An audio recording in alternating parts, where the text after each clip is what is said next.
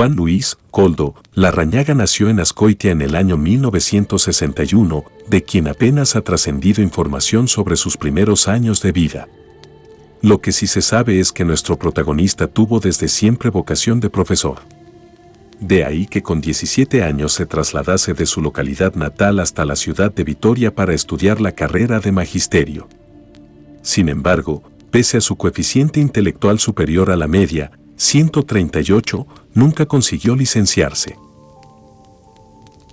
Aquello no le impidió dar clases de euskera en una academia vitoriana, aunque su falta de constancia y disciplina, tal y como revelan algunos de sus conocidos, le llevó de patitas a la calle y a la búsqueda de otros empleos. Koldo trabajó como vigilante de seguridad y vendedor de productos de limpieza y hasta fue delegado comercial de una empresa de informática. Todo cambió cuando, a principios de los 90, comenzó a destacar como empresario del sector de la hostelería. En aquella época, Koldo también se casó con Dorleta, su novia de toda la vida, con quien tuvo un hijo. Una relación que terminaría años más tarde por los problemas económicos y las deudas que contrae constantemente nuestro protagonista, además de por una infidelidad que le llevó a dejar a su familia y mudarse a Madrid. Hasta ese momento, el empresario se especializó en la importación de cerveza, en la compra-venta de vehículos y también montó un criadero de caballos. Pero ninguno de los negocios consiguió prosperar y dar beneficios. De ahí que Koldo acumulase tantas deudas y cometiera, según los informes policiales de la Ertzaintza, falsedad en documento oficial, público y mercantil. Larrañaga se había convertido en todo un estafador y el gremio de la hostelería lo sabía. Eso sí, nadie podía imaginar que detrás de aquel semblante amable y bonachón, además de poco honrado, se escondía un asesino en serie. Ni siquiera su apariencia física, era un hombre alto, fuerte y corpulento, levantaba sospecha alguna. Y es que Koldo no era supuestamente una persona violenta. Fíjate en la persona más inofensiva de tu oficina, ese podría ser él. No es santo de mi devoción. Tampoco es honrado. Le gusta vivir, a poder ser sin trabajar. Pero asesino, aseguraba uno de sus conocidos a la prensa. Su imagen era la de un hombre educado que dispensaba a su familia y del que después se supo que llevaba una doble vida. Era irresponsable con el trabajo, pero se hacía querer como nadie. El trato con sus hermanos, sobrinos y con todo el que le conocía era muy agradable. Podías pasarte un año sin verle y, si te veía en la calle, iba a saludarte e interesarse por ti, explicaba una amiga de la infancia del asesino. Reguero de crímenes. La descripción de sus vecinos y conocidos coincidía. Koldo era una persona amable, de mirada inteligente y expresión fría, además de un padre ejemplar, preocupado por su hijo, al que acompañaba a todas partes, a clase, cursos o actividades extraescolares. Siempre acudía, declaró una de las profesoras del pequeño. Sin embargo, a finales de los años 90, las deudas se acumulaban, su relación matrimonial hacía aguas, había conocido a otra mujer y decidió poner tierra de por medio y marcharse a Madrid. Eso sí, regresaba a Vitoria para ver a su hijo y para cometer sus crímenes. Para ponernos en situación y entender esta historia, cabe recordar que, en aquella época, el País Vasco, y en concreto Vitoria, seguían sufriendo los atentados y asesinatos a manos de la banda terrorista ETA, por lo que la sucesión de crímenes sin aparente nexo de unión hizo dudar a las autoridades respecto a su autoría. Esta era la coyuntura cuando el 8 de mayo de 1998 unos empleados del Servicio de Limpieza de Vitoria encontraron varias bolsas de basura con los restos de una mujer, Esther Areitio. La víctima, profesora de inglés de 55 años, fue degollada en su propia casa y descuartizada en 6 trozos, cabeza, tronco y extremidades. Según los primeros indicios, la puerta del domicilio no había sido forzada, por lo que Esther, que vivía sola, tuvo que dejar entrar a su asesino, al que presumiblemente conocía. Este a su vez, ataviado con unos guantes de látex, mató con gran ferocidad a la maestra y tras desmembrarla, limpió el piso y se llevó 170.000 pesetas, poco más de 1.000 euros, unas joyas y las tarjetas de crédito que fueron utilizadas por un joven el mismo día del asesinato. Durante el registro de la vivienda de Esther Areitio, la Ertzaintza también localizó el arma del crimen sobre el depósito de agua del baño. Se trataba de un cuchillo de monte. Además, el asesino se dejó una bolsa de deporte con una especie de encuesta a medio rellenar, lo que podría haberse utilizado por el asesino o asesinos como excusa para entrar. Sin embargo, pese a las pesquisas de los investigadores, el caso seguía sin resolverse y los vitorianos empezaron a ponerse nerviosos. Un asesino andaba suelto. Un mes después, el 8 de junio, un segundo crimen volvió a hacer saltar las alarmas. El cordelero Acacio Pereira, de 77 años, fue hallado en su domicilio muerto y maniatado a una silla con una decena de cuchilladas en su cuerpo. Al igual que la primera víctima, Acacio también vivía solo y había dejado entrar a su asesino. Los agentes al cargo tampoco encontraron pistas que les revelase la identidad del autor. No dejó ni una sola huella. El 13 de agosto de ese mismo año, un tercer crimen conmocionó a la capital alavesa. El empresario de máquinas tragaperras Agustín Ruiz, de 72 años, había sido apuñalado con un destornillador. En esta ocasión, la imagen de Koldo Larrañaga, recién llegado de Madrid para acudir a la cita con su víctima, fue registrada por las cámaras de un cajero automático próximas al lugar de los hechos tanto antes como después de perpetrar el homicidio. Una discusión entre ambos socios por las deudas contraídas por el asesino derivó en una violenta pelea que terminó con el apuñalamiento de Agustín a manos de Koldo.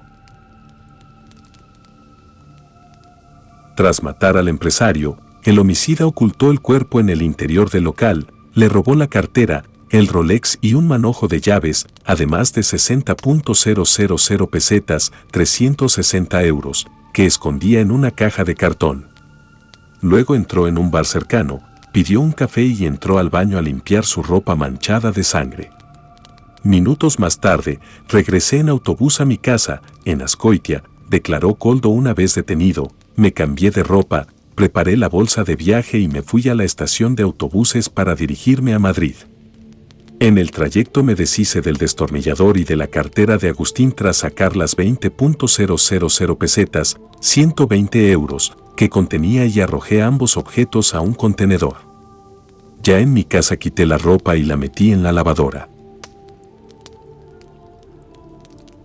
Esta declaración de culpabilidad no llegó hasta casi un año después, por lo que la Ertzaintza se enfrentaba a 3 crímenes macabros en un periodo de 3 meses, todos caracterizados por unos aspectos muy concretos: el inusitado ensañamiento en su ejecución, que habían sido perpetrados con un arma blanca, 2 de ellos con un cuchillo de monte, y con un trasfondo económico dado el robo a sus víctimas.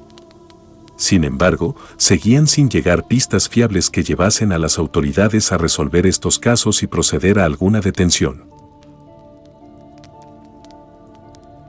Cuando la ola de asesinatos parecía llegar a su fin, el 24 de mayo de 1999 se produjo un cuarto homicidio, el de la abogada Begoña Rubio, de 28 años, en su despacho de la calle Siervas de Jesús. El padre de la víctima fue quien encontró el cadáver degollado de su hija. Horas antes, el autor de esta atrocidad, Koldo Larrañaga, llegaba a Vitoria desde Madrid para buscar un abogado que lo defendiera por un delito de estafa. En la maleta metió algo de ropa, una bolsa de aseo personal, unos guantes de látex y un cuchillo de monte que se llevó consigo por prevención y seguridad. Sin aparentemente ningún criterio, Koldo eligió el despacho de Begoña Rubio para consultarle su caso y conocer la minuta que le cobraría. Hacia las 4 de la tarde, el asesino esperó su turno, se entrevistó con la letrada que le especificó sus honorarios por representarlo y le convidó a que volviese a final de la tarde para concretar todos los detalles. En cuanto Koldo se marchó, Begoña dejó anotada en su agenda el nombre real del empresario y la hora a la que lo había citado. Aquello no le salvaría la vida, pero sí ayudaría a detener a su asesino. Koldo regresó al bufete de Begoña a la hora acordada, pero cuando la tuvo de espaldas, la agarró por el cuello. No sé por qué, declaró en sede judicial, empezó a chillar y me puse nervioso. Con la mano izquierda le tapé la boca y con la derecha saqué el cuchillo que tenía en el bolsillo y se lo clavé en el pecho con la intención de matarla. Caímos los dos al suelo, de costado, y la seguí apuñalando. No recuerdo dónde ni cuántas cuchilladas le asesté. Después le abrí la blusa, le desabroché el sostén y le bajé los panties. No obstante, Koldo dejó claro que no la violó, pero no la agredí sexualmente ni abusé sexualmente de ella ni tuve ninguna intención de hacerlo y no me tumbé encima de ella después de muerta. Una vez muerta, el asesino se puso los guantes de látex, revolvió la estancia y le robó 4.500 pesetas, 27 euros, antes de huir. Cuando salí del despacho intenté tapar la mancha de sangre de mi pantalón con el 3/4 que llevaba y me arremangué una manga de la camisa para que no se viera el puño manchado. En el servicio de la bocatería me cambié de pantalón, explicó. Luego, tiró los guantes en una papelera y horas más tarde abandonó Vitoria en autobús rumbo a Madrid. Allí arrojó el cuchillo en un contenedor situado en una zona de 4 caminos y, al llegar a su domicilio, relató a su pareja que había tenido una pelea y metió la ropa ensangrentada en la lavadora. Durante el registro del despacho, los agentes encontraron la agenda de Begoña y el nombre de Koldo Larrañaga apuntado, además de un trozo de guante de látex con sangre en el cuello de la mujer. 5 días más tarde, una unidad de la Ertzaintza, en operación conjunta con la Policía Nacional, detuvo al asesino en su domicilio del barrio madrileño de La Latina por 4 delitos de asesinato en primer grado. En esas horas previas al arresto del empresario, los investigadores lograron vincular el crimen de La Letrada con los 3 anteriores. Uno de los detalles que unía a Koldo con sus víctimas era que las conocía a todas. Esther Areitio había sido su vecina de enfrente durante 3 años y solían coincidir en el bar Androide. Acacio Pereira también regentaba el restaurante Ochandiano donde acudía Larrañaga, que a su vez se encontraba cerca de la estación de autobuses de Vitoria y próximo a la armería donde compró el cuchillo de monte con el cometió los asesinatos. Con Agustín Ruiz tenía una relación comercial y las cámaras de la Caja Vital lo grabaron antes y después del asesinato y, por último, a Begoña Ruiz la conoció horas antes y su nombre aparecía en la agenda de La Letrada. A esto se sumaba que el trozo de látex en el cuello de la mujer lo delataba. Koldo tenía una herida reciente en uno de sus dedos. Durante los registros realizados en su domicilio, los agentes encontraron la ropa con restos de sangre, las llaves de Agustín Ruiz y anotaciones sobre el empresario y sus hijos, pedazos rotos de la tarjeta de visita de Begoña Rubio, otros trozos con los teléfonos de Agustín y del local de la víctima, además del contacto del bar frecuentado por Esther Areitio, un cuaderno con anillas con las citas con sus socios y varios cuchillos de monte. Sin embargo, cuando llegó el interrogatorio del sospechoso, este confesó 2 de los 4 crímenes. Solo habló de los 2 últimos y negó taxativamente cualquier relación con el de su antigua vecina y con el cordelero. Yo no la maté, aseguró Koldo en referencia a Esther Areitio. 2 crímenes sin resolver. De hecho, los agentes no lograron recabar pruebas sólidas suficientes que rebatieran el testimonio del asesino, por lo que finalmente Larrañaga fue juzgado y condenado en el año 2000 a 50 años de cárcel por los asesinatos de Begoña Rubio y Agustín Ruiz, pero no por los de Esther Areitio y Acacio Pereira. Durante sus años en la antigua prisión de Nanclares, Koldo regentó el economato, dio clases de euskera a otros presos y mantuvo un buen comportamiento. En 2017, la Junta Penitenciaria le concedió varios permisos, pero sufrió un infarto y decidió tramitar su libertad acogiéndose al artículo 104, que permite conceder el 3er grado a internos con enfermedades incurables, por razones humanitarias y de dignidad personal, atendiendo a la dificultad para delinquir y a su escasa peligrosidad. En ese mismo año, le concedieron la excarcelación por una dolencia cardíaca incurable, regresó a su ciudad natal, se instaló con su madre e hizo una vida aparentemente normal a la espera de un trasplante de corazón. El 27 de enero de 2021 Koldo Larrañaga fallece a causa de esos problemas de salud y, aunque solo se encontraron indicios sobre su posible participación en las muertes de Areitio y Pereira, todavía algunos investigadores de estos casos insisten en su autoría. Pero sin pruebas, no hay delito. Y ni a Esther ni a Acacio se les ha hecho justicia porque, presumiblemente, su asesino sigue suelto y de ser así, no se podría hacer nada contra él porque ambos asesinatos ya han prescrito.